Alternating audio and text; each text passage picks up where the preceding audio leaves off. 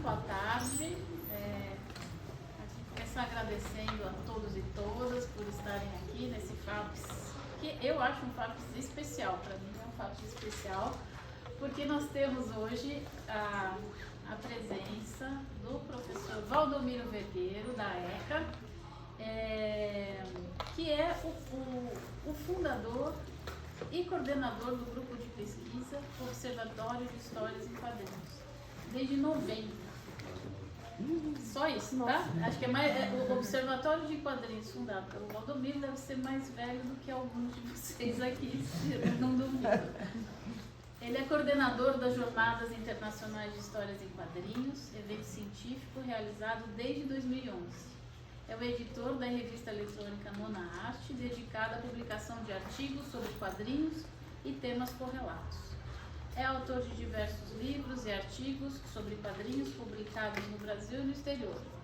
Então, para além dessas informações mais formais, eu gostaria de dizer que o Valdomiro Vergueiro é a pessoa responsável por existir na academia a pesquisa em quadrinhos. Então, eu acho que se não fosse, né, todo esse trabalho que o Valdomiro vem fazendo há décadas com os quadrinhos na academia, a gente não teria o status que os quadrinhos têm na pesquisa acadêmica hoje. Então, estamos felicíssimos de poder receber você aqui hoje, Valdomiro, e de te ouvir também. Muitíssimo obrigada por você. Obrigado a todos, eu agradeço muito o convite, um prazer estar aqui, mais ou menos de uma certa forma. Eu volto às raízes, porque quando eu comecei a estudar na ECA, em 1980, né, os primeiros discípulos eu vim para estudar quadrinhos e achava que devia aprender a falar sobre linguagem de quadrinhos. Daí o meu orientador falou, vai fazer as disciplinas de semiótica. E estava lá, eu tinha duas disciplinas de semiótica, acho que as duas primeiras que eu fiz, ou foi uma atrás da outra. Uma delas era do professor Sidmar, que é o Paz, e a da outra da professora Lúcia Santaella. E eu assisti as duas, participei das duas. Confesso que não entendi absolutamente nada. Eu aprendi muito pouco. Aí o professor Sidmar falava, não entendia nada, porque eu vinha de uma faculdade, não fiz USP, eu fiz fora da USP. E a faculdade não tinha esse aspecto, essa parte teórica, né? Muito mais ligada à biblioteconomia, à parte prática. Eu não conhecia nada, então aprendi muito pouco, né?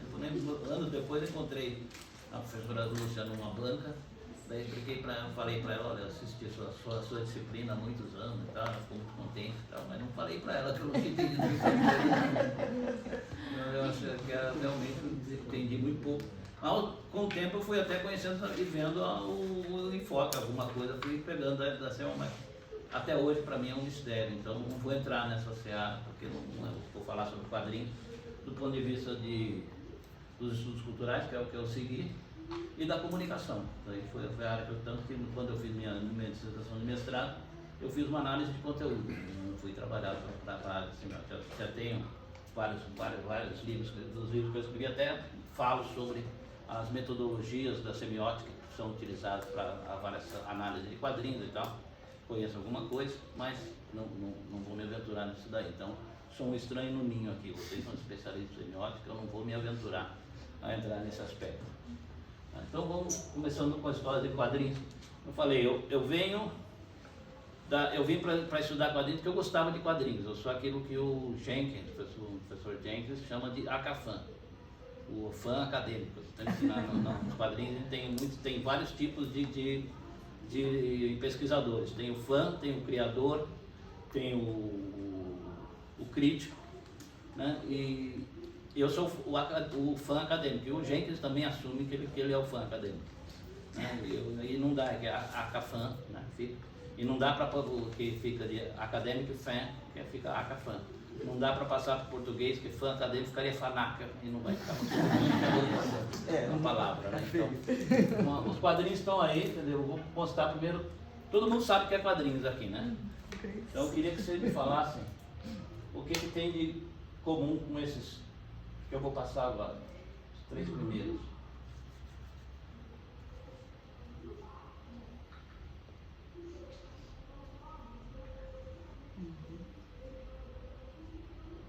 Vou voltar aqui só para vocês verem de novo.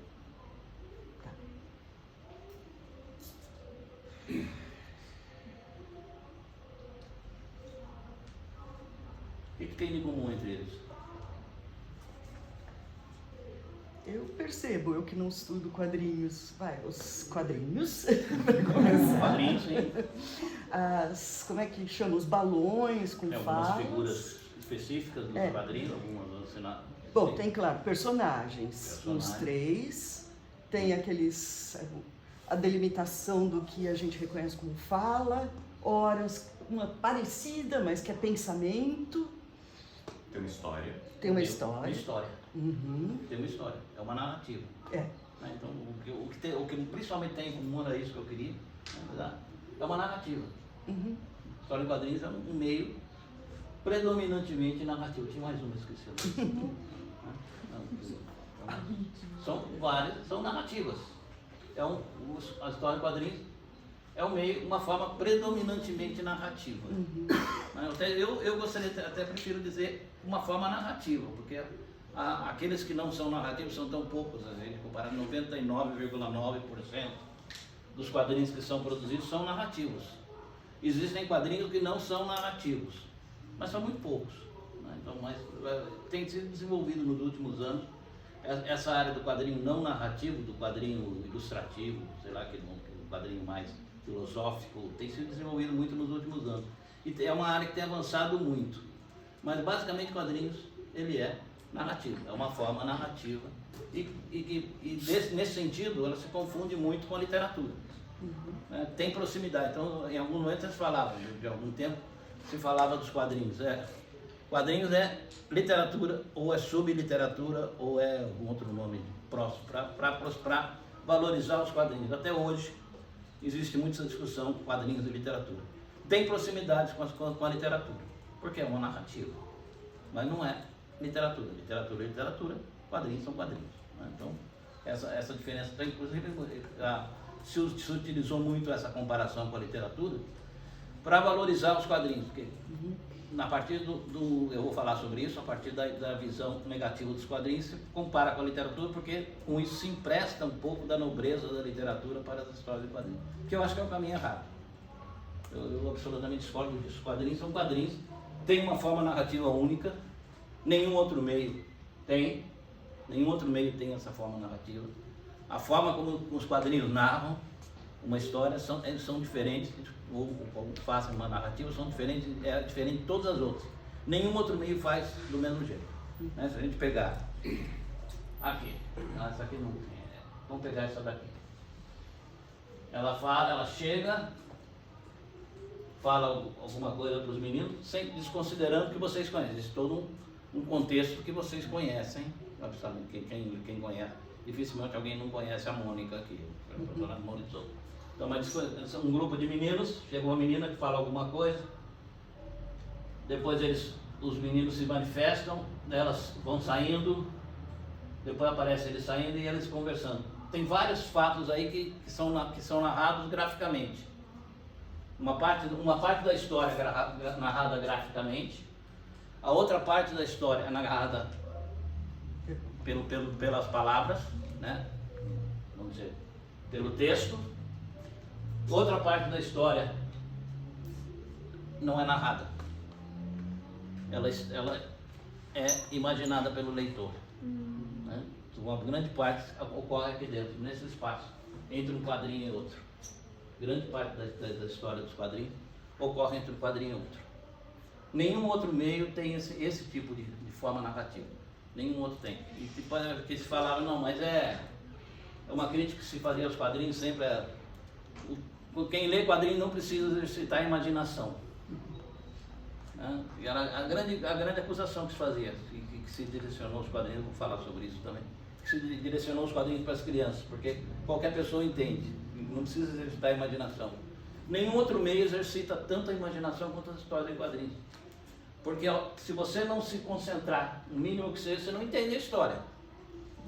Se você ninguém lê uma história em quadrinho por acaso, bate o olho e já entende. Tem que se concentrar minimamente. É diferente de você ver um outdoor na rua, você bate o olho e imediatamente você pega. Nos quadrinhos, se você não fizer a ligação entre um quadrinho e outro e não preencher aquela parte, você não entende. A mensagem se perde. Porque você tem que participar. É um meio de comunicação que exige a participação do leitor, né? Por isso que às vezes as pessoas não entendem o que está acontecendo. Algumas histórias, lógico, daí você vai ter algumas histórias que se apoiam muito mais no texto, né? O caso do Snoopy, por exemplo, a história se apoia muito mais no texto. Outras histórias se apoiam muito mais na imagem. Essa daqui se apoia muito na imagem. Se você não entende a linguagem, você não sabe o que está acontecendo. As linhas cinéticas, todas as convenções que foram desenvolvidas no quadrinho. Então, muitas histórias que apoiam muito. Mas a boa história, que eu pelo menos considero, a boa história em quadrinho é aquela que as duas coisas se harmonizam. Não existe um equilíbrio entre o texto e a imagem, e a participação do leitor ocorre diretamente. Então, uma forma predominantemente narrativa. Daí, como eu falei, as proximidades com a literatura e tudo mais. É uma maneira única de transmitir a mensagem. Só os quadrinhos fazem isso. Como eu falei, aqui é um outro exemplo. Clichê também da Mônica. Se você não preencher essa parte aqui, entre um quadrinho e outro, você não consegue entender, não consegue completar a história. Lógico que é uma coisa que você faz automaticamente. E lógico que existem histórias que são simples e outras que são mais complicadas. Então, a Valentina do Prepar, até hoje eu não entendo. Um prato cheio, tem estudo de semiótica sobre a Valentina. Eu morria de inveja das pessoas que falavam sobre a Valentina. Eu não entendia muita coisa do que lia. Até hoje eu não entendo muito bem. É um uso da linguagem de uma forma muito mais complexa, né? Ou aqui, por exemplo, são apenas onomatopeias. Então, é muito mais complexo. É lógico que os leitores que estão habituados já vão ler isso, entender muito mais rapidamente a mensagem. Então, existe uma aprendizagem da leitura, da linguagem dos quadrinhos. Não é algo que todo mundo nasce sabendo, né? E foi desenvolvido aos poucos. É um fenômeno mundial. Tem história em quadrinhos no mundo inteiro, praticamente tem.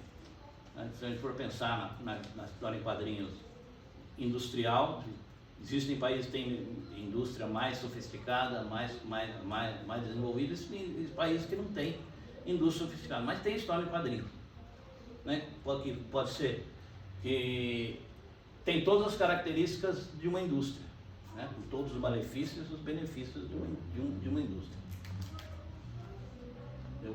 É um universo complexo. O que aparece para o público, o que o público em geral conhece é muito pouco.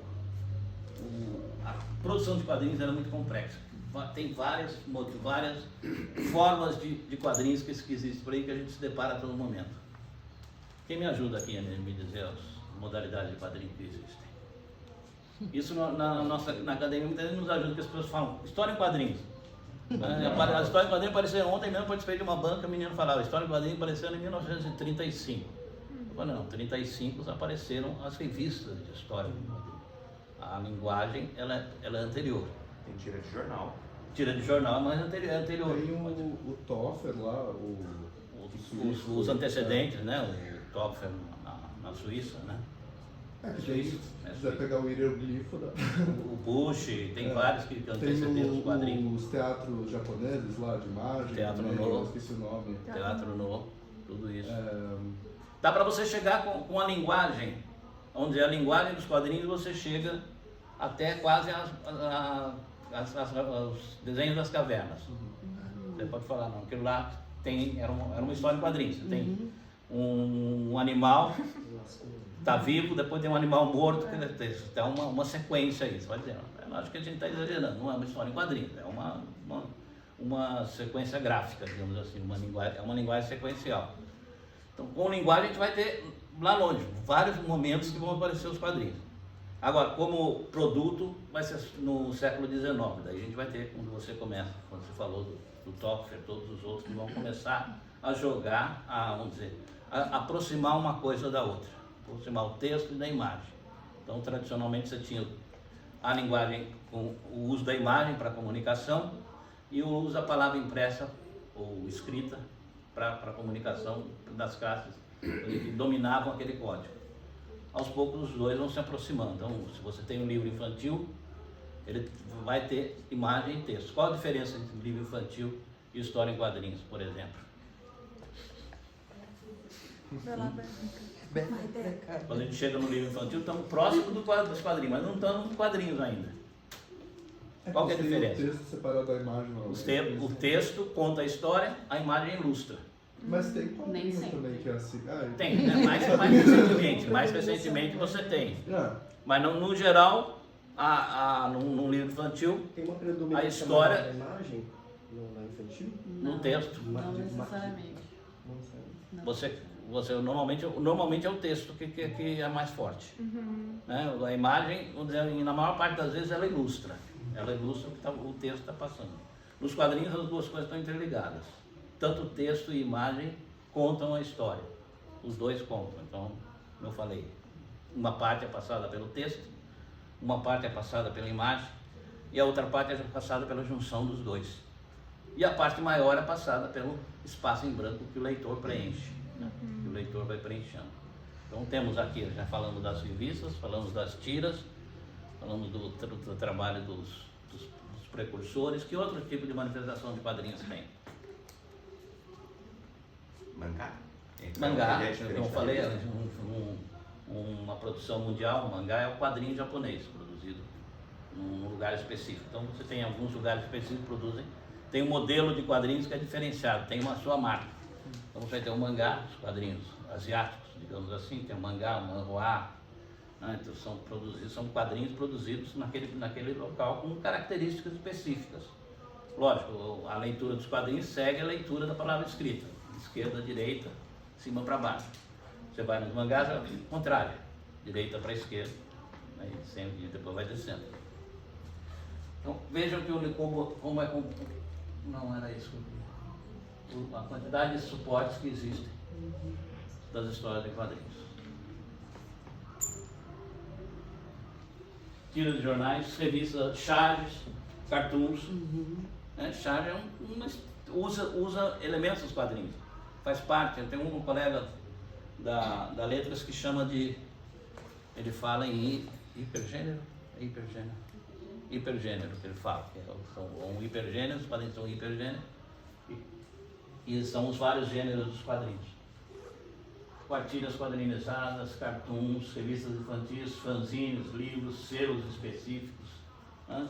Sagas especiais, sagas completas, jornalismo em quadrinhos. E esses são mais recentes. Né? Aqui. Está no vermelhinho. Vermelhinho. Aqui. Achei. Jornalismo em quadrinhos e biografias e autobiografias e quadrinhos poéticos filosóficos são gêneros que têm surgido nos últimos anos. Né?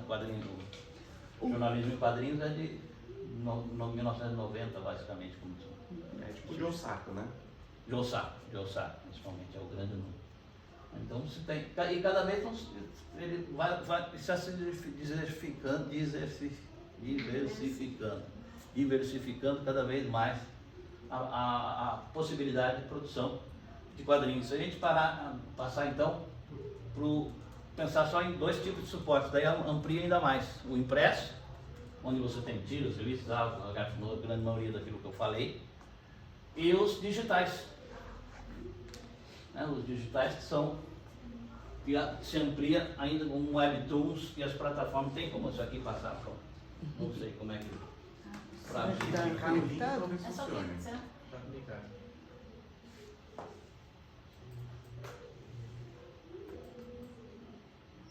Eu tenho que abrir o piano. Leozinho, Deixa eu ver, peraí. eu não vou tentar.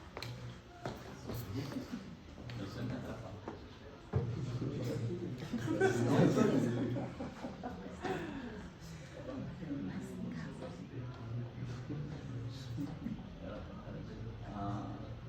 Eba.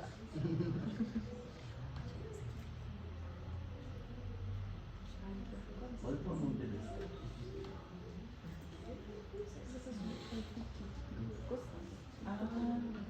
Esses são os webtoons. Principalmente na Coreia, no países asiáticos você usa muito. E a pessoa lê no celular. Vocês entrarem, nem precisa ler, você lê no celular e vai mexendo. É uma tira única, né? É uma tira É única. uma tira única, seria uma tira infinita, né? Que a gente chama. Aí vai. Outros são simplesmente adaptação do impresso para a tela para o computador. Esse daí já foi desenvolvido especificamente para o celular. Que é difícil você reproduzir.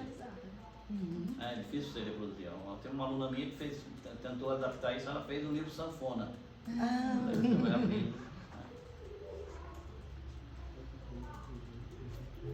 Tem milhares disso daí na Coreia. Tem milhares. O pessoal lê todo o tempo. Isso daí depois se transforma passa para novela. Né, essa ligação com os quadrinhos na área digital é muito grande.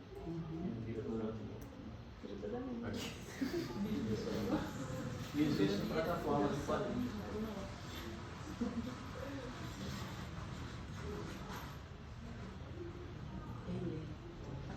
Elas não são pagas aí, não sei. Daí já é onde a indústria se sofisticando ainda mais com quadrinhos que você lê no computador. Muitas vezes são simplesmente a mesma página que tem no impresso vai para o computador, para a internet. No outro caso, você tem uma adaptação para se adequar melhor ao meio. Mas tem crescido muito. Então, todas essas opções que vocês dizem aí, gratuitas.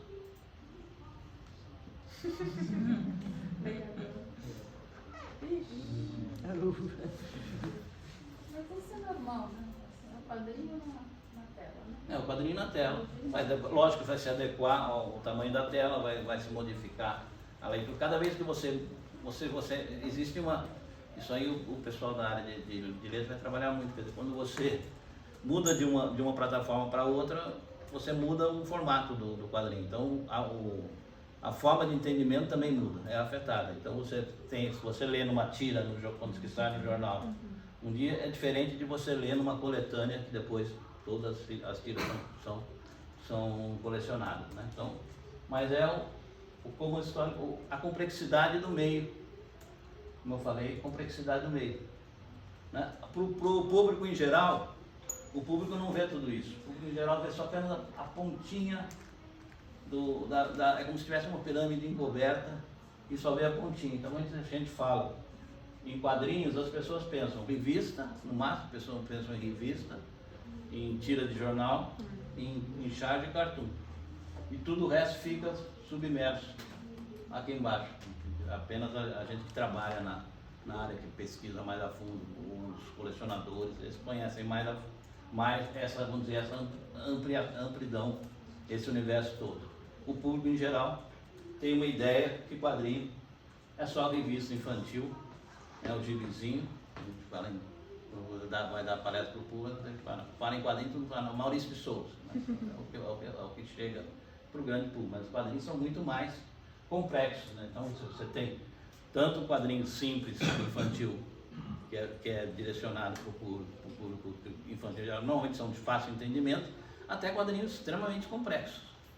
Né, com Valentina, Watchmen, Sandman. Então, nos últimos anos, nos últimos 30 anos, o público de quadrinhos se ampliou muito e a variedade de produções também se ampliou muito. Então, sempre falo, quem leu os quadrinhos, estudou os quadrinhos há 30 anos atrás, professor, hoje vai encontrar um universo totalmente diferente, já não é mais o mesmo universo que tinha quando o senhor começou a estudar quadrinhos naquela época. Os quadrinhos têm uma longa história, como eu já falei rapidamente, né? Então, se eu pegar como linguagem, eu tenho um livro que eu falo que há uma evolução da comunicação pela imagem que vai caminhando no transcorrer do tempo, até chegar nas histórias em quadrinhos. Né? Então, quando eu estou mais entusiasmado, eu falo, o mundo caminhava para os quadrinhos, sempre caminhou para os quadrinhos, porque tinha toda essa ligação, a utilização da imagem como meio de comunicação de massa até chegar nos quadrinhos. O quadrinho é o coroamento desse processo. Mas, por outro lado, a gente tem o aspecto ruim. Né? Nenhuma mídia foi tão vilipendiada e tão desprestigiada, tão vilipendiada, tão odiada quanto as histórias em quadrinhos. Concordam comigo? Não tem nenhuma outra que foi tão em determinado momento.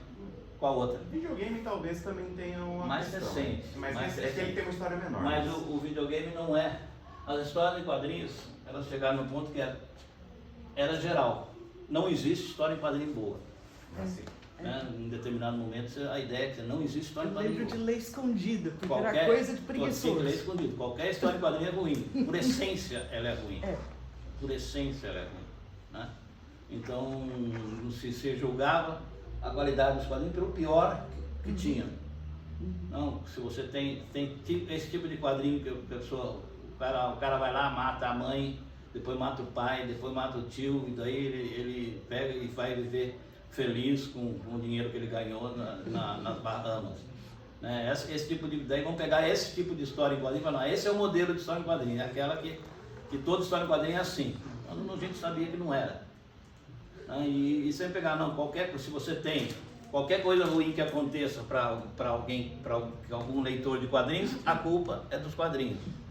E como era direcionado para as crianças, e daí isso vai, não é que foi sempre assim, isso vai acontecer quando surgem as revistas em quadrinhos, em determinado momento surgem as revistas, e é até compreensível que seja direcionado às crianças, porque as revistas surgiram, não falei em 1935 mais ou menos, surgem as primeiras revistas, que são adaptações dos quadrinhos que saíam em jornais, e elas eram vendidas muito baratas, vendidas por 10 centavos de dólar, e qualquer criança podia comprar.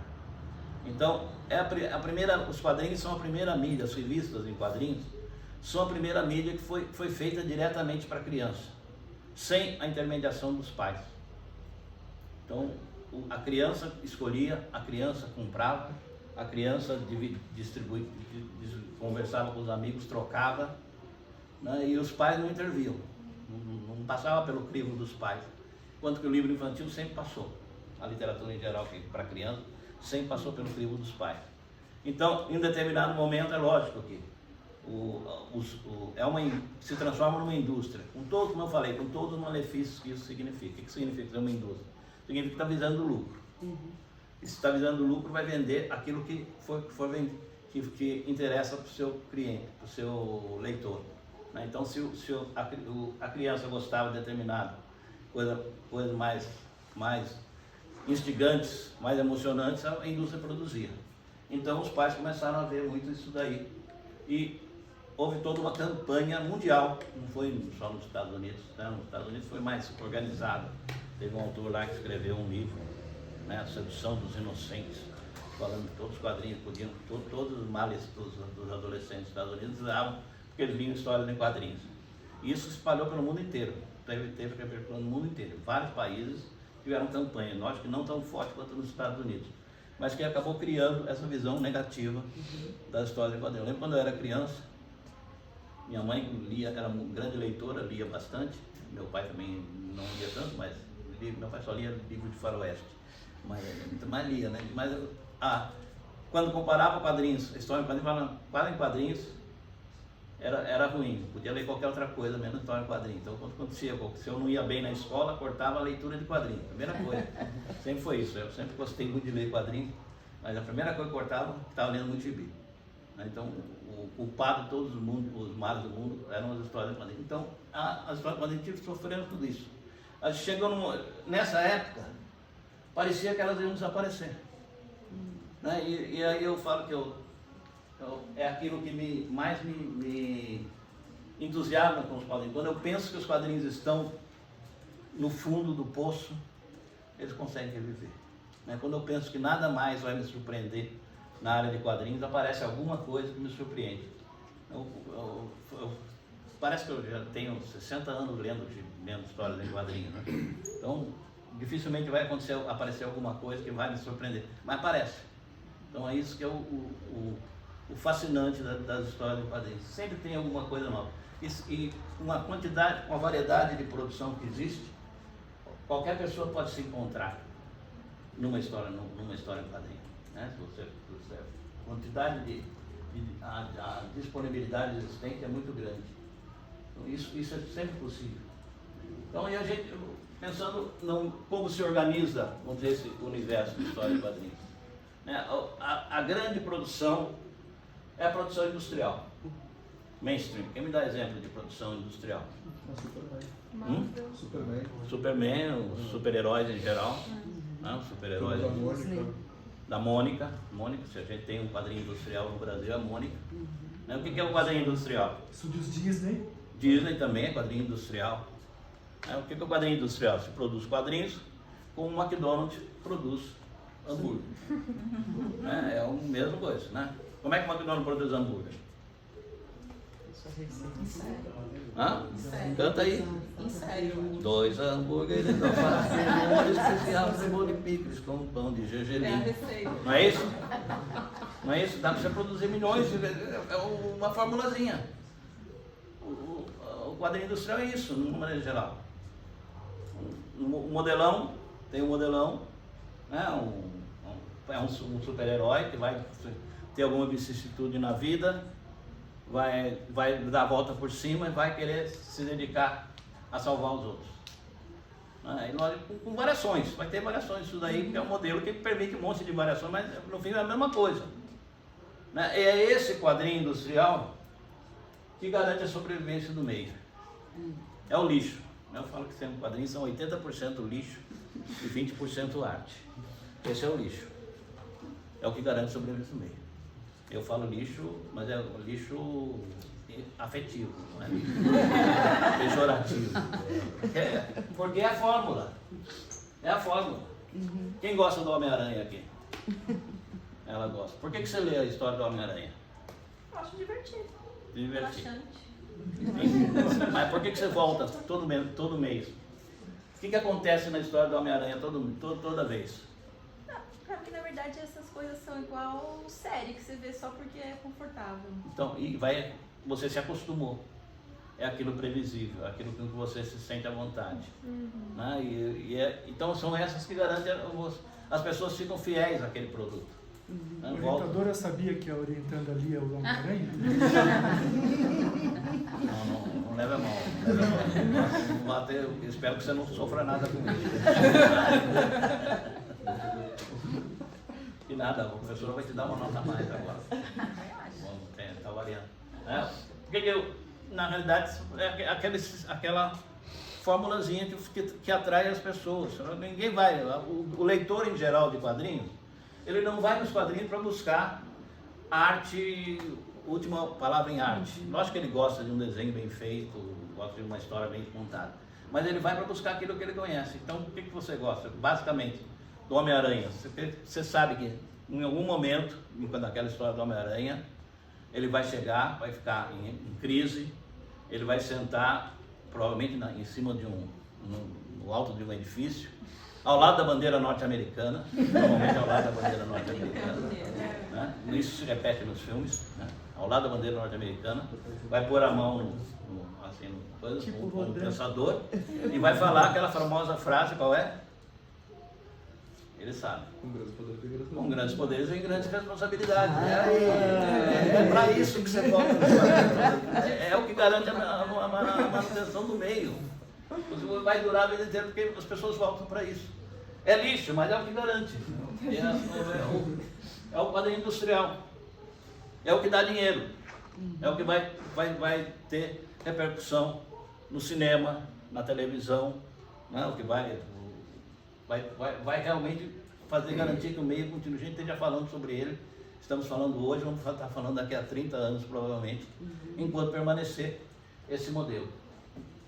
Mas isso não esgota os quadrinhos, né? Isso aí, como eu falei, é o grande parte da indústria, o que garante a indústria. Mas você tem o quadrinho de autor, que é aquele cara que sai e vai, não, eu vou fazer um quadrinho de arte. Eu vou fazer um quadrinho especial, eu vou fazer aquilo que eu quero colocar a minha marca nesse quadrinho. E ele faz, né? Daí o cânon dos quadrinhos é exatamente montado aí. Né? Então você tem um Crepac na Itália, tem um Alan Moore na Inglaterra, né? Você tem um Laerte no Brasil. Então tem vários aqui que vão falar, não, eu vou fazer um quadrinho de autor. É o meu quadrinho, não faço parte da indústria. Eu penso, eu crio e eu faço um quadrinho de arte. É o que esses quadrinhos, como eu falei, são os 20% de arte dos quadrinhos, são o que garantem a evolução do meio. O meio vai se aprimorando, vai se desenvolvendo e vai, a partir do trabalho desses autores. Ele depois vai sendo incorporado aos poucos aqui. Né? Depois você tem o alternativo, que vamos dizer que o marginal, eu diria que é a mesma coisa. O alternativo é muito mais ligado à produção editorial em si. Mas basicamente são aqueles que falam, não quero me misturar na indústria, eu quero fazer fora da indústria, porque a indústria tem os seus modelos. Ele vai falar, eu quero fazer um quadrinho, mas não quero me sujar com os aspectos econômicos. Eu quero viver do meu quadrinho, mas não quero ser escravo da indústria. Porque aqui você é escravo da indústria. Né? Você tem um editor que vai dizer, nos próximos 2 anos vai acontecer isso com o Homem-Aranha. Daí ele vai contratar os roteiristas que vão desenvolver as histórias. Vai contratar os desenhistas e vai falar, vocês façam esses roteiros aqui, vocês transformam em quadrinho. E vai chamar o letrista que vai completar as letras. Vai chamar o colorista que vai colocar a cor. Depois, no final, ele vai olhar, vai dizer, ó, isso aqui precisa mudar isso. Então, é um trabalho em cadeia, como eu falei. Põe o hambúrguer, depois põe coisa assim, até que no final você tem a história em quadrinhos lá. Aqui não, aqui normalmente é um autor só, no máximo outra pessoa, um autor, pode ser um cara que seja um grande roteirista, mas tem dificuldade para desenhar, ele chama um outro desenhista bom e faz um trabalho. A produção europeia é muito próxima desse modelo. A produção europeia é muito próxima desse modelo de autor, ou desse aqui. Mesmo sendo industrial, ela valoriza mais a produção, o autor. Então normalmente são poucos os que afetam a trabalho. E o marginal é aquele que quer sair fora da indústria e quer contestar a indústria. Né? E daí vai criar um quadrinho que pode ser valorizado ou não. Lógico que essa parte aqui é onde o dinheiro está. Essa é onde está. Onde os autores que se consagram aqui ficam ricos. Mas não quer dizer que você não possa ficar se fazer na vida nesse aqui. Né? O melhor negócio do mundo na área de quadrinhos é começar aqui e depois passar para cá. Esse é o melhor. Roberto Kramer começou aqui e continua contestador, continua underground, mas está milionário vivendo em Paris. Então é o melhor negócio. Então, esse mercado aqui de autor independente, marginal, ele é muito, não tem controle algum. Ele sai, atualmente com a internet você encontra coisas maravilhosas, que de repente o autor simplesmente cria um blog, cria uma página e vai colocando as coisas dele. Esse aqui depende dos editores. Esse aqui, daí começa a surgir. E essa parte aqui, os quadrinhos, o mainstream, estão sempre de olho naquilo que é produzido nos outros, para poder absorver. E absorve. Então, os autores que eu falei aí, o Alan Moore, por exemplo, é um grande autor, faz quadrinho de autor, devidamente absorvido pelo mainstream. Né? E a indústria vai utilizar, inclusive, o nome do autor como elemento mercantil. Para vender. Isso aconteceu também com alguém como Möbius, por exemplo, na Europa? Quem? Möbius. Moebius, sim. Moebius é próprio. Aconteceu com... Veio de uma coisa... Veio da parte independente, ele veio do independente. E o Moebius tem dos dois lados. Ele é um grande produtor no quadrinho mainstream. Ele fez um personagem para o Beck, né, que é exatamente o modelo europeu de quadrinho industrial, e continuou com o trabalho alternativo dele. Né? É um ótimo exemplo, né? Um grande exemplo. E é hoje endeusado no mundo inteiro que gosta de quadrinhos. É um modelo para muitos outros. Daí é importante pensar o impacto dos quadrinhos na sociedade em geral. Então, nos meios de comunicação, os quadrinhos desde o começo eles começaram a afetar as outras mídias e foram afetados por essas mídias. Então, hoje em dia, então, a gente tem o passo seguinte, né? Se no começo nós tínhamos apenas as produções de quadrinhos que iam para o cinema, né? Quem me lembra de uma produção boa de quadrinhos que foi para o cinema? Qual foi a melhor? Vamos dizer quem? Vamos ver quem vota aqui. A melhor adaptação dos quadrinhos para o cinema. Vamos ver. Quem acha? O Watchmen. Boa adaptação. Gostei do Watchmen. Não foi de Duna. Foi de Duna. Não entendi? Duna. Não achei tão boa a adaptação. E o Sin City 1? Sin City 1. Qual? Primeiro Sin City. Primeiro Sin City, bom. Compensação, era o Frank Miller que fazia a adaptação, né? Mas a compensação, quando ele fez o Spirit, terrível. Não dá para aguentar. Eu ainda acho que a melhor adaptação é o Superman de 1980. Para mim ainda é. Voltem a assistir lá. Principalmente o ator, o Clark Kent. O Christopher Reeve, quando faz o Clark Kent. Todos os outros atores que fizeram Super-Homem punham óculos, era o Super-Homem de óculos. Todos eles. O Christopher Reeve, ele põe o óculos, ele é o Clark Kent. Não é mais, o cara encolhe. O cara tá muito, ele encolhe. Eu não sei como é que ele fazia isso, né? Ele encolhia, ficava menor, né? E ele era enorme. E hoje em dia a gente tem a convergência de mídias, né? Então, o que aconteceu? O cinema, principalmente a partir do cinema e da televisão, fizeram juntaram-se aos quadrinhos, seguiram o modelo dos quadrinhos e começaram a contar histórias junto. Então você tem um modelo narrativo que vem dos quadrinhos de super-heróis, principalmente os quadrinhos da Marvel, que é o dramalhão, a história que continua, vai de uma história para outra. E você tem a história do impresso, vai para o cinema devolve para o impresso, interfere no impresso, vai para a televisão, desenvolve seriados na televisão, desenvolve essas animações. Esses daí também afetam a publicação impressa, que se transforma. Então, uma vai se ligando com a outra. Né? Isso daí é uma coisa que vem acontecendo desde a década de 90 e que é uma evolução na ligação entre as várias mídias. Ontem eu tive um trabalho, exatamente uma aluna que pegava a análise da saga, não, como é que é? Análise das adaptações da Marvel Comics a partir do arco do Homem de Ferro na saga do infinito. Nossa. É coisa de nerd. Ninguém vai saber o que é, né? E o pesquisador de quadrinhos sempre acontece muito isso, como eu falei. O fã chega e acha que todo mundo entende a mesma coisa que ele tem o mesmo nível de conhecimento e proximidade com o seu objeto de pesquisa. O maior trabalho que eu tive na minha carreira como orientador foi desvincular isso, falar para meus alunos. O seu leitor não tem a mesma familiaridade que você tem com as histórias em quadrinhos. Você precisa explicar para ele. Então, quando você põe um título como esse, né?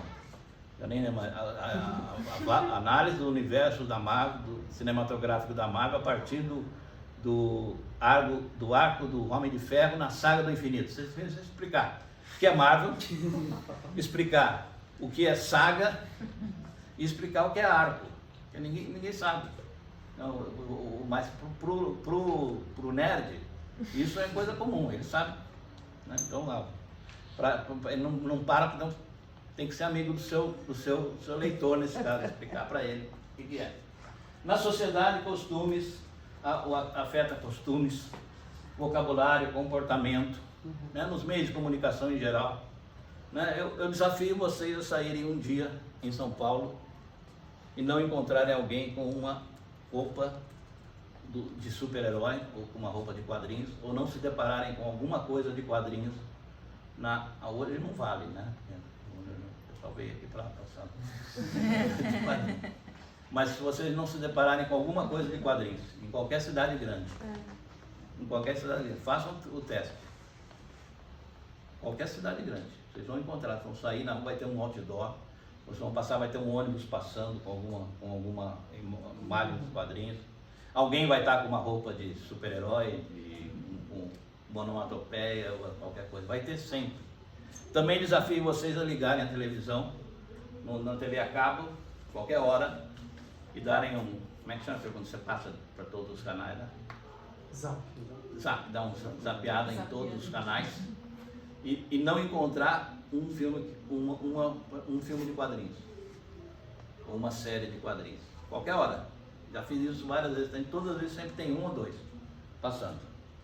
No exemplo eu até passei uma experiência interessante uma vez, que eu sempre, não estou brincando, eu faço isso naturalmente, quando eu saio, para ver se eu vejo alguma coisa de quadrinhos, né? Então sempre encontro. Uma vez me convidaram para dar uma palestra em Brasília, eu fui para Brasília, cheguei tarde, cheguei 8, 10 da noite, assim, falei, hoje eu não vou conseguir encontrar ninguém, né? Não vou ver nada sobre quadrinhos. Daí entrei, me mandar para um apartamento do Airbnb. Eu fui para o apartamento, não vi nada de quadrinho no caminho, ninguém. Cheguei no apartamento, apartamento tal, o cara me deu a chave, um chaveirinho, eu olho o chaveirinho, era um chaveirinho do Batman. Não consigo ainda diminuir, refutar a minha hipótese, né? E na pesquisa, em termos de temas, em termos de método, até como eu falei, os quadrinhos agora estão sendo utilizados como método de pesquisa. Vocês tiveram como é que chama ele? Nick Suzane usa os quadrinhos como método de pesquisa, né? Então, desenvolvido como método de pesquisa. Eu já tive trabalho de alunos meus que foram feitos em quadrinhos. A pesquisa foi feita em quadrinhos. No final, o resultado da tese em quadrinhos. Então, tem nesse tipo de impacto na sociedade. E eu poderia até passar para vocês o número de pesquisas em quadrinhos que foram feitas nos últimos 10 anos na universidade, né? Tá mais de 1.800 e poucas, o colega fez um levantamento de mestrado e doutorado sobre quadrinhos, em todas as áreas do conhecimento, uma concentração muito grande na área de letras, e na área de comunicações. Então os quadrinhos quebraram a barreira, né, da universidade. Antigamente nem entrava, agora pelo menos entra. Então eu gostaria de terminar, né, nessa linha, pensando o que os quadrinhos podem trazer para a universidade. Estou aqui hoje falando, se eu tivesse há 40 anos atrás, eu nem cruzava a porta. Não me deixavam nem cruzar a porta para me convidar para fazer uma palestra sobre quadrinhos, né, num grupo de pesquisa tão alto gabarito. Então, o que os quadrinhos podem trazer para a universidade, para trazer para as histórias em quadrinhos, e o que as histórias em quadrinhos podem trazer para a universidade? O que a universidade pode trazer para as histórias em quadrinhos? Prestígio. Prestígio, isso é importante, prestígio. Conhecimento, um olhar crítico. Eu ia falar método crítico, na verdade. Método crítico, pode ser. Né? Uma visão crítica. Né? Desenvolvimento de análise e aplicações de histórias em quadrinhos. Como é que você pode aplicar quadrinhos? Pode aplicar quadrinhos na educação. Tem muitas pesquisas aplicando quadrinhos na educação. Né? Meu livro de 2000, um dos livros que eu escrevi em 2004, publicado até hoje, já vendeu mais de 20 mil exemplares. Né? Tem um interesse muito grande dos professores pela aplicação de quadrinhos na educação. Então, como usar quadrinhos na sala de aula. Então, muitas aplicações. A visão crítica, como eu falei, quer dizer, uma forma de olhar os quadrinhos que não seja mais o olhar do fã, né? Ou não seja o olhar do fã, mas que também não perca aquela visão do fã. É um dilema constante que a gente vive, né? Eu estava falando sobre isso. E eu cheguei à conclusão de que a gente tem que seguir conselho do Che Guevara nesse sentido. No estudo de quadrinhos. Que endurecer. Ai que endurecer pelo sinteiro dele a ternura da massa. Tem que olhar os quadrinhos com olhar crítico, mas não perder aquela proximidade com os quadrinhos que a gente tem. Né? Porque o estudar quadrinho não é a mesma coisa que estudar um cadáver. Você chega lá e ele está totalmente distante do objeto, né? O quadrinho tem que ter essa ligação. Não pode se deixar guiar por ela, mas não, sem perder a ternura. Então a universidade pode trazer pesquisas de aprofundamento, pode trazer estudos de mercado, ajudar os quadrinhos no sentido de mercado. Então, esse aspecto a universidade tem muito a oferecer para os quadrinhos. Infelizmente a universidade tem se aberto aos quadrinhos nos últimos anos. Né? Tem crescido muito o número de professores, né? E aí é um apelo para os colegas aí que aceitem trabalhos sobre quadrinhos. Né? Muitas vezes os professores tinham receio de aceitar. Primeiro tinham preconceito, não aceito porque quadrinho não é nobre. Né? E felizmente nós passamos essa fase. Não por mérito meu, mas você exagerou um pouco. Não por mérito meu, mas muitos professores. Mas foi um processo que a gente foi aos poucos realmente quebrando essas barreiras. Né? E hoje muitas vezes tem professores que não aceitam porque tem receio de orientar, porque não conhecem. Não, mas é possível, então que se abra uma possibilidade. Então, eu gosto muito com os professores que nunca orientaram quadrinho, aceitam a possibilidade de orientar e aprendem com os alunos e saem ótimos trabalhos. E nós precisamos dos professores, não apenas aqueles dedicados exclusivamente aos quadrinhos, mas também aqueles que se abrem nas suas especialidades. Né? Então, você está na educação, na sociologia, na letra, se abre a possibilidade do estudo na história. Então, tem crescido muito o número de pesquisas em todas as áreas dos quadrinhos. Então, precisamos muito. Né? Porque até estavam me perguntando se um colega, quando eu escrever uma coisa, eu falar, não vamos ter uma graduação em quadrinhos. Eu defendi isso durante muito tempo na minha vida.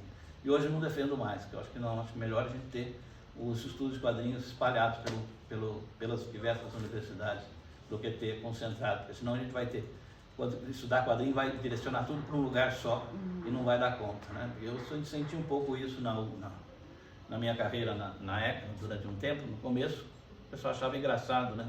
O professor que estuda quadrinhos, pitoresco, né?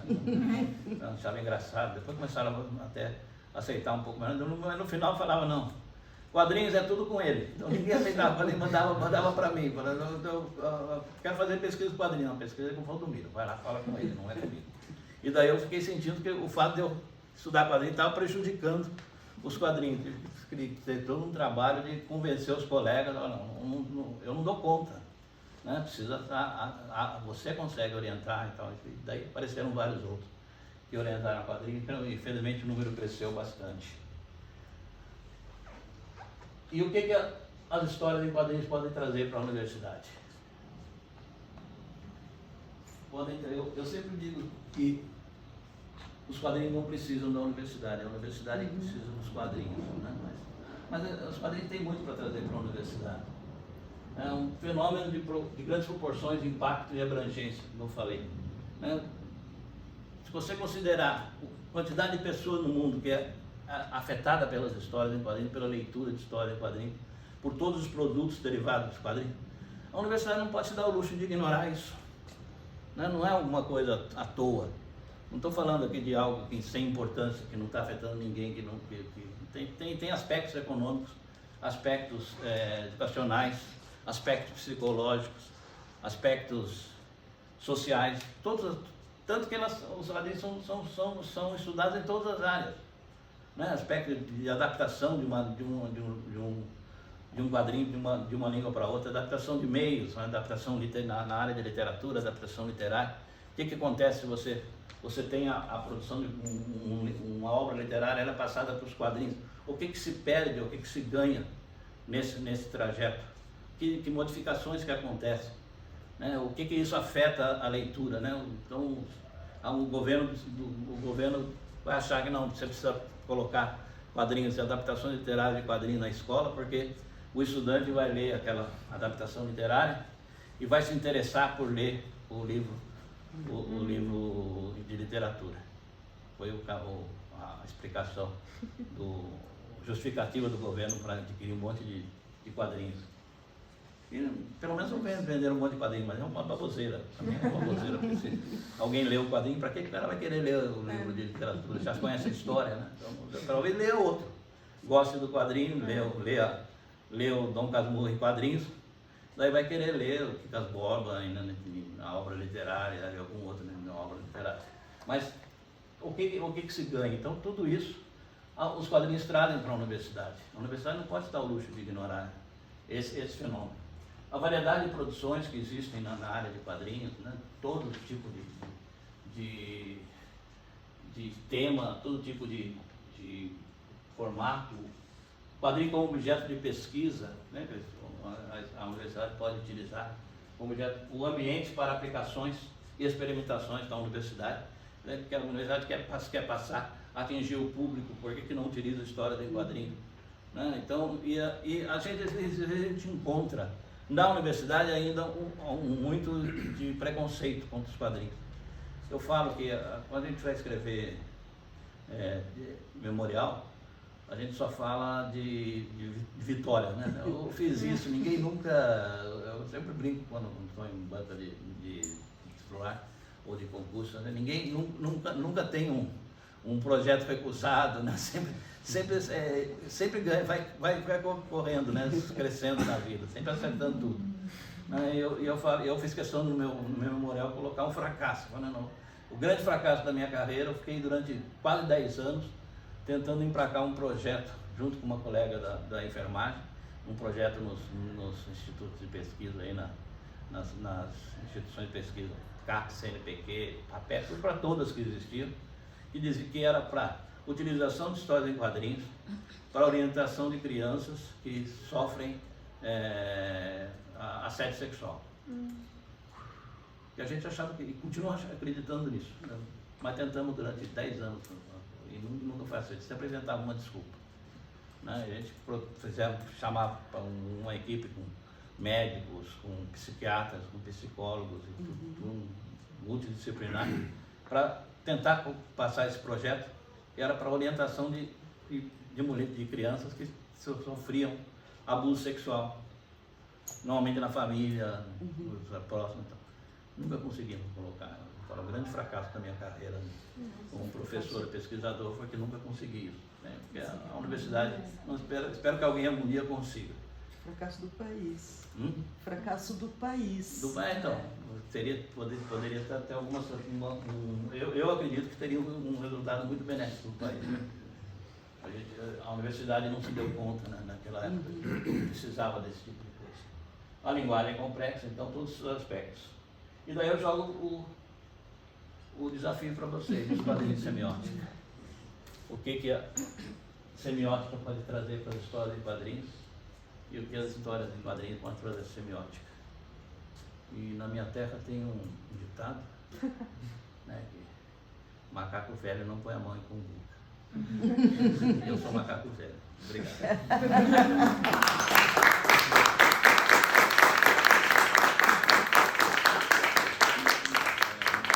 Reclamação, queixas, é o momento. É bom, gente. Então, abro o espaço agora para quem quiser fazer comentários, perguntas, etc. Eu vou só contar uma anedota rápida enquanto vocês pensam, que você falou, né, que por um tempo você acreditava que o mundo caminhava para os quadrinhos, né? Eu tive esse momento na vida também, e eu fazia uma série, acho que era Facebook, só no Facebook, que ela chamava Tem de Tudo em Quadrinhos.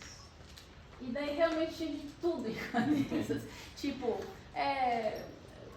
toalhinha de McDonald's era em quadrinhos, bula de remédio em quadrinhos. Deve ter manual em quadrinhos. Assim, tudo realmente assim que você vai olhando do seu dia a dia, tinha uma versão em quadrinhos, né? Então eu também estava acreditando que os quadrinhos grande. Inclusive tem aquela velha, um ditado que tinha, o professor lembra, Bem deve lembrar que não está no gibi, lembra dessa? Ah, Não é está no verdade. gibi. Que era o gibi, era uma revista tão popular que tudo que acabou dando nome para todas as revistas de quadrinhos, de tão popular que era. E eu sempre falava, quando alguém falava para mim, não está no gibi, eu falava, você não olhou direito, olha que direito. E sempre está. Tem uma. Aliás, a primeira curiosidade era saber de onde provinha gibi. Né? Aí você acaba de dizer. É uma revista. Que nem o Gillette, né? É exatamente o mesmo processo. No tempo em que você ficou na ECA, nós tínhamos um colega semioticista lá, Eduardo Penhuela Canissado. Como que era, digamos, a relação dele com vocês da história em quadrinhos? Ou não tinha relação? Não teve muita, não. O professor Penhuela, ele orientou um dos primeiros mestrados de quadrinhos na ECA, que era um mestrado, até usei no meu mestrado, foi um mestrado sobre o Horácio, mas foi um dos primeiros que foram feitos no Brasil, ele que orientou. Mas ele era mais ligado a cinema. Penhuela. Então, até uma época a gente fez um curso de especialização em história de quadrinhos, eu o convidei para dar uma semiótica visual, mas ele não aceitou na época, não estava muito ocupado. Mas nós tínhamos quem trabalhava com semiótica, eu diria mais semiologia nos quadrinhos na ECA era o professor Canin, Antônio Luiz Canin, que fez o mestrado dele sobre semiologia das histórias em quadrinhos, orientado pelo professor Antônio Cândido. Né? Então ele trabalhou bastante com a área de quadrinhos. No final, quando ele estava na ECA, ele já não estava mais tão preocupado com a questão semiológica, ele estava mais preocupado com a questão dos quadrinhos brasileiros. Ele fazia um estudo, fez uma pesquisa muito boa sobre o Inhoquim, que era o personagem que criou, vamos dizer, o primeiro personagem brasileiro de quadrinhos, criado pelo Ângelo Agostini em 1867. Né? Então o professor Caim fez um trabalho muito grande de pesquisa sobre esse personagem. Já não estava mais tão ligado, né, na parte semiológica. E a última curiosidade enfim, que me ocorre agora, com o advento da tela, computador, a produção gráfica de quadrinhos diminuiu ou não? Ela se diversificou, diminuiu diria que diminuiu a tiragem das revistas. Você já não tem mais as revistas com tiragens de 1 milhão de exemplares, essa coisa tudo, né? Mas há uma diversificação muito grande de produção. Então tem muitas revistas sendo publicadas. Se você for na banca hoje em dia, você vai encontrar só das grandes editoras mais de 60 revistas. E sem contar o material que é circulado, que circula apenas na internet, que é vendido pela internet e não vai para a banca. Então isso ajudou bastante. Então o que a gente pensava no primeiro momento que ia trazer dificuldade para os quadrinhos, acabou ajudando, porque a internet faz com que os autores surjam, muito mais autores surjam, porque não tem custo, né? Você criar uma página de quadrinhos, colocar o seu quadrinho na internet basicamente é custo zero, né? Basta você ter o computador e acesso à internet. E esses quadrinhos, os quadrinhos se destacam, normalmente as editoras se interessam, as editoras estão monitorando esses quadrinhos, se interessam por publicar esses quadrinhos. Então tem muitos quadrinhos que foram criados na internet e que depois se transformaram em quadrinhos impressos e que vendem muito bem, né? Como tem o Carlos Ruas, por exemplo, que faz Um Sábado Qualquer, que é um quadrinho com a figura de Deus, e já tem 6 ou 7 volumes publicados, e ele começou na internet. Então ajudou nesse aspecto. Então há uma interligação, né? Porque a internet ainda não conseguiu desenvolver mecanismos de retribuição financeira tão sofisticados e tão efetivos quanto a edição impressa, a indústria do impresso. Então, se o cara sabe que ele publica numa editora, ele vai receber os 10% dele lá, vai receber alguma coisa. Na internet, ainda no máximo ele vai vender camiseta, vai ter uma coisa muito incerta. São pouquíssimos os que conseguem sobreviver ou ter uma renda muito boa com a venda com quadrinhos produzidos na internet. Normalmente eles passam do quadrinho da internet para o quadrinho impresso. Nessa coisa da internet, Valdomiro, lá, sei lá, uns 15 anos atrás, eu diria, eu me perguntava como que a internet poderia mudar a linguagem mesmo, né? Características da linguagem de quadrinhos. E é engraçado que não mudou muito, né? Tirando os webtoons, como você, né? Que aí tem alguma coisa de original do ponto de vista, né, da linguagem propriamente. Mas na real mesmo, porque muita gente falava isso, né? Que a internet o Scott McCloud até faz um livro todo inventando os quadrinhos, que ele vai dizer todas as possibilidades que a internet oferecia e tal. Exatamente. Mas no final não pegou, né? Não, ficou a adequação ao formato principalmente. Então você falava quadrinho de tela infinita, que daí é o Webtoon, foi o único que chegou, mas daí já pensando no celular. Mas tinha vários outros quadrinhos que você ia circulares, que você ia abrindo página por página, ligação com outras mídias. Então, o leitor de quadrinhos na internet vai buscar, em geral, o mesmo quadrinho que ele vê impresso, só que a facilidade de ter no celular ou ter num tablet. Mas é o quadrinho. Porque tal história, quadrinho é imagem fixa. Se você colocou movimento, você tem alguma outra coisa.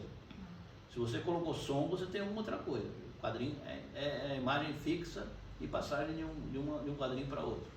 É lógico que vai modificar a leitura. Quando você muda o formato da tela, você está afetando a percepção. Isso aí são os estudos aí, vocês que vão fazer esses estudos, né, de percepção, de como que a pessoa faz a leitura ocorre em plataformas diferentes.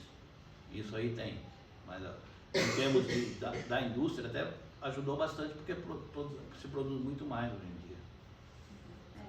Agora, não dá para você falar mais em indústria de massa, quadrinho como indústria de comunicação de massa, da forma como eu falei na década de 80. Quando você vê que tinha a Mônica, vendia 500 mil exemplares por mês, o Tio Patinhas vendia 300, 400 mil exemplares. Isso não existe mais.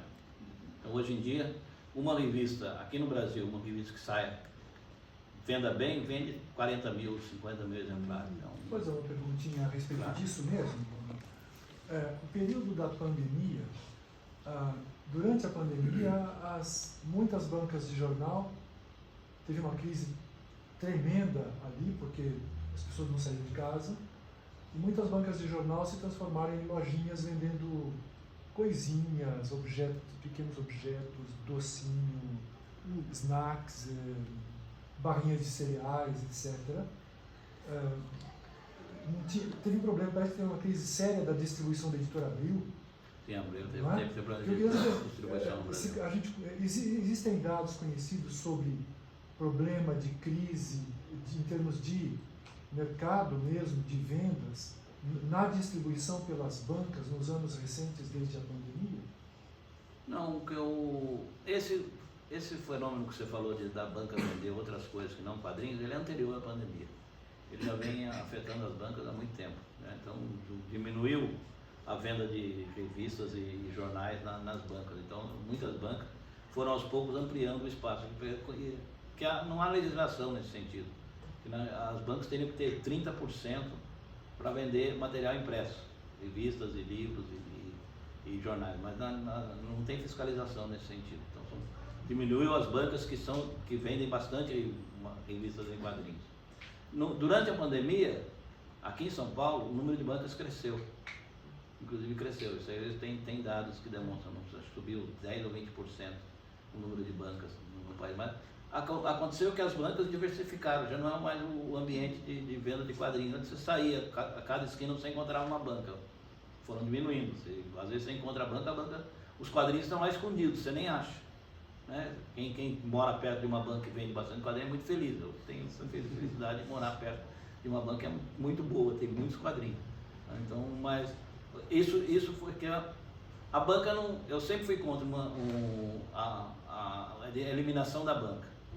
Uma época no Brasil, os colegas da editora Devir, eram amigos meus, que queriam implantar no Brasil o modelo das comic shops norte-americanas, que são lojas específicas para venda de quadrinhos. Felizmente eles não foram ouvidos, né? Nós temos a comic shop, mas não abrimos mão das bancas. Precisamos fortalecer as bancas, porque as bancas é que garantem o novo leitor. A comic shop só vai aquele leitor que já está conquistado, digamos assim, né? Ele já sabe o lugar que ele está Normalmente esse tipo de leitor é o nerd, é o leitor que afasta o eventual, né? O leitor que afasta nos Estados Unidos. Essas lojas vendiam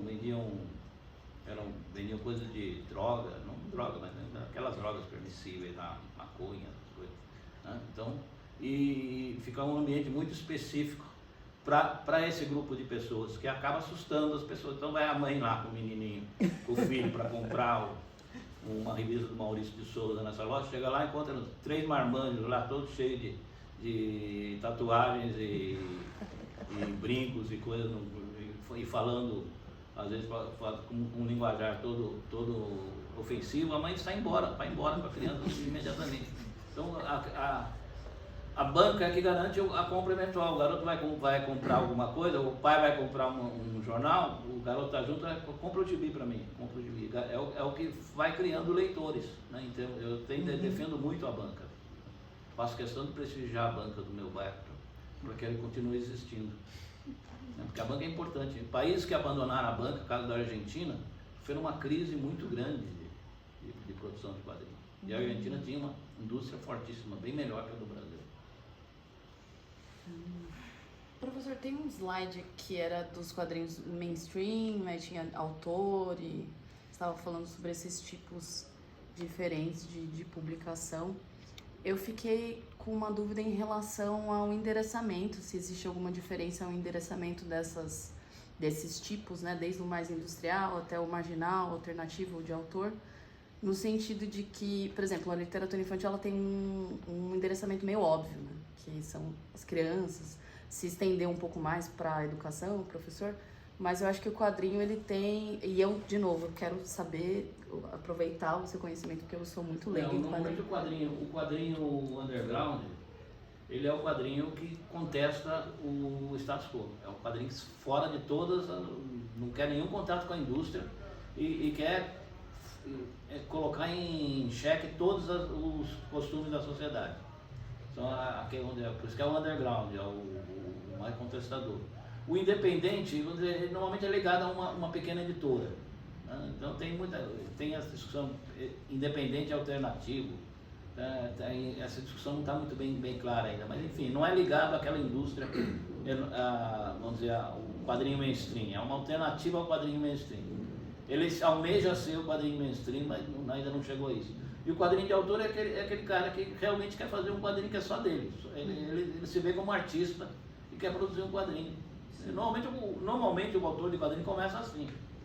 Eu quero fazer o meu quadrinho, independente do que vão querer. Depois ele vê que ele vai morrer de fome se ele não se chegar em algum acordo com a indústria, e daí ele começa a ceder em algumas coisas. Mas tem aqueles que conseguem, não, só eu faço isso. Mas a vantagem dos quadrinhos é que esses autores muitas vezes vão para a grande indústria e conseguem produzir esse material de qualidade na grande indústria, porque a indústria permite isso. Até existe toda uma estratégia, porque daí ela vende o autor como um produto. Então não é mais o Batman que ela está produzindo, ela está produzindo o Batman do Frank Miller. Ele tem algo a mais porque é produzido pelo Frank Miller. Aqui no Brasil a gente teve um movimento desse com o Rafael Grampar, né? Que quando ele foi fazer o Batman, inclusive nos Estados Unidos, aqui falava, não, é o Batman do Grampar. É o Batman do Grampar. Um desenho diferente, com não sei o quê. Eu até dei uma entrevista a respeito disso, né? Eu acabei não lendo o segundo e terceiro volume, ou o terceiro volume, são 3 volumes. Mas a questão é essa, exatamente, quer dizer, é um autor brasileiro sendo vendido como um grande produtor de quadrinhos. A indústria mercantiliza tudo, até o autor. É que eu acho que não era essa a minha pergunta, eu não tinha terminado ainda de desenvolver. É que, em termos semióticos, né, a gente fala muito do enunciatário, e dá para entender ali como um leitor implícito, e, de novo, bem assim, de sobrevoo, uma coisa que é só uma impressão que eu tenho, principalmente esse quadrinho de massa, os super-heróis, a gente consegue imaginar que tem um leitor, e de novo, eu posso estar redondamente enganada, mas um leitor majoritariamente masculino, vai. Então eu queria que você falasse um pouquinho se muda Assim, entre o alternativo, o marginal, qual é a sua impressão pessoal da sua A experiência? produção dos quadrinhos de autor e underground, a presença feminina é muito maior. É muito maior. No quadrinho industrializado, a visão masculina prevalece. Então, até eu tenho alunas que estão produzindo quadrinhos e que recebem tem muita resistência por parte dos homens. E quando elas se metem a fazer alguma coisa, né, a palavra deles, não é minha, né, a fazer alguma coisa mais próxima do quadrinho masculino, daí recebem, vamos dizer, mensagens muito ofensivas do leitor masculino, porque a indústria ela é tradicionalista. Normalmente, né, a produção industrial ela é tradicionalista, então ela vai manter aquelas mensagens que sabe que então tem livre aceitação na sociedade. Então as grandes inovações em termos temáticos dos quadrinhos vão surgir no quadrinho underground e no quadrinho de autor. O quadrinho industrial, o quadrinho mainstream vai assumir essas modificações da sociedade. Então, o ano passado, qual foi a discussão maior que teve na área do quadrinho mainstream? Foi o beijo do super-homem, no homossexual do super-homem. Mas só que não era bem isso. Não era o super-homem que estava beijando, era o filho do super-homem. Então a indústria vai incorporando essas inovações pelas margens. Ela jamais vai colocar o super-homem numa posição homossexual. Que é a grande arma de venda deles, é o grande produto deles. Não é coisa do Batman. Então vai ter o Robin, vai ter um Robin homossexual, mas não é o Robin original, é um dos outros Robins que apareceram lá, terceiro escalão. Então a indústria vai implantando essas modificações pelas margens, até quando tiver bem aceita a figura na sociedade, quando tiver bem aceita aquela relação na sociedade, daí vai ser incorporada na grande indústria. Enquanto isso, você encontra esse tipo de narrativa, você encontra muito no quadrinho underground e no quadrinho de autor. É onde ele vai se desenvolver. Porque a diversidade dos quadrinhos permite isso daí. Legal, obrigada. Acho que tem ele, né? Uma pergunta bem simples, na verdade. Eu queria saber se você acha que o meme é um subgênero do quadrinho ou é outra coisa, é uma coisa... Eu acho que é um gênero específico. Um gênero específico. Tem relações com o quadrinho, mas é um gênero específico. Ele usa elementos dos quadrinhos, mas é um gênero específico. Tem um trabalho de mestrado desenvolvido, orientado pelo Sr. Paulo Ramos, que vai tratar só de memes. Mas eu acho que é um gênero específico. Próximo dos quadrinhos, tem proximidade, tem relação, porque vai usar alguns elementos dos quadrinhos e tal, mas não é história de quadrinhos. Você acha que a gente não ter um núcleo de pesquisa de quadrinho, como o cinema tem, teatro tem, não influencia um pouco na bibliografia acessível de pesquisa de quadrinho? Porque eu sinto... Aqui no Brasil é meio... assim, o Observatório faz um esforço de lançar livros de pesquisa de quadrinho, mas é muito pouco. Tipo, eu acho que é isso também, assim, por não ter um grupo, não ter um grupo formalizado, tipo teatro, tipo cinema, de pesquisa, acaba não tendo uma busca, eu acho, tão grande, né? Por livro de pesquisa de quadrinho. Tem surgido muitos livros teóricos sobre quadrinhos nos últimos anos. Esse ano a gente vai lançar os lançamentos nas jornadas, mas são 12 livros que foram publicados de 2023 para cá.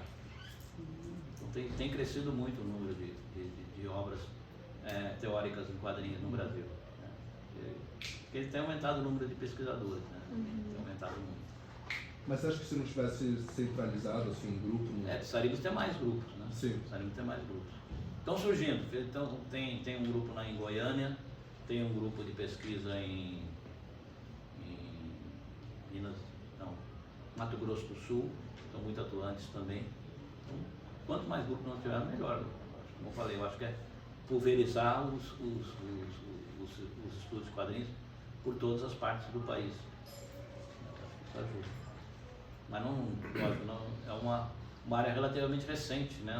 Os Comics Studies nos Estados Unidos tem 30 anos. Né? Então ainda é recente comparado com literatura, com outras áreas. Professor, gostaria de saber se o senhor tem notícia de quadrinhos criados ou gerados por inteligência artificial por meio desses grandes modelos de linguagem, como se tem visto em outros tipos Essa de textos? discussão está é a última palavra em termos de discussão. Nós vamos ter uma conferência na jornada sobre isso, exatamente sobre isso, sobre a inteligência artificial.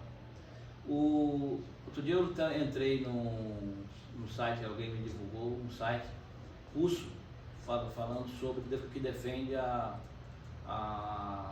visão russa na guerra da Ucrânia, lá, várias histórias em quadrinhos, né? E todas aparentemente são feitas com inteligência artificial. Né? Então é uma grande discussão que está sendo feita. Até acho que ano passado no Jabuti, no prêmio Jabuti, uma das histórias em quadrinhos foi desclassificada porque tinha sido utilizada a inteligência artificial para criar a história em quadrinhos. Daí foi desclassificada. Essas da Rússia, elas têm autoria humana identificada ou seria realmente gerada pela máquina? Não tem autor. Seria Não tem pela autor. máquina. Parece que são vários. O conteúdo eu não sei porque estava em russo, mas tudo indicava que era feito por inteligência artificial.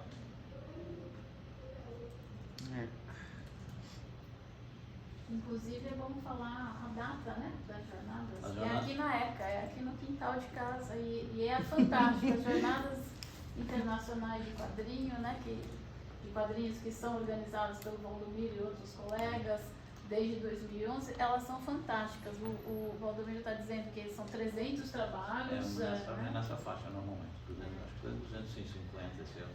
E muitos dos grandes pesquisadores atuais, ou mesmo quadrinistas, são convidados. Tantos quadrinhos tem. Né? E apresenta trabalho, tem trabalho do Brasil inteiro, muitos temas, né? Muita coisa de mangá, muita coisa de super-herói e muitos aspectos da linguagem dos quadrinhos, né? Trabalhos de semiótica também aparece algum, né? Então tem muitos, vamos dizer, o espaço é o maior evento de pesquisa em quadrinhos do Brasil. Eu até diria que é da América Latina, mas 20 a 24 de agosto? 20 é nessa semana. Na semana de 20 a 24 de agosto. Então, fica a dica, porque é muito interessante. De 21 a 24. 21. A abertura esse ano vai ser com uma pesquisadora mexicana e o encerramento com o cônsul da Bélgica. E a divulgação é feita institucionalmente pela USP? Pela USP, tem divulgação pela USP. Vocês são todos bem-vindos. E eu queria só... Aproveitando a questão deles de produção teórica, você apresentou uma série de modalidades ali, você colocou quadrinhos poético-filosóficos, quadrinhos autobiográficos. Tem alguma produção nesse sentido em que o quadrinho discute o próprio quadrinho? Alguma coisa semelhante? Quadrinho? O quadrinho discutindo o próprio quadrinho, a linguagem do quadrinho, mas por quadrinho, um meta-quadrinho. Tem um pessoal trabalhando nisso daí, tem pessoal pesquisando isso daí. Tem o quadrinho com não sei que nome que ele deu, teve uma tese de doutorado esse ano, muito boa, orientada lá pelo Edgar Franco, da Universidade Federal de Goiás, que é exatamente a discussão não do aspecto narrativo dos quadrinhos, mas dos outros aspectos do quadrinho, não mais pensando no quadrinho como um instrumento para narrar uma história, mas da própria linguagem dos quadrinhos como objeto de arte. Então tem vários trabalhos nesse sentido. Chama Silveira, acho que é Bruno Silveira, não lembro o nome dele. Depois eu posso ver o nome do autor para você. Um trabalho muito interessante. Eu lembrei de uma série de quadrinhos do André Dahmer, que é em matéria de quadrinhos tudo já foi feito. E é uma série justamente sobre isso, o quadrinho refletindo sobre a produção do quadrinho. Então é bem interessante, acho que... Do André Dahmer. Eu conheço o material. Como eu falo, as possibilidades da linguagem dos quadrinhos, elas estão se ampliando cada vez mais. Quando eu penso que não tem mais nada para ser feito, alguém aparece e faz uma coisa diferente.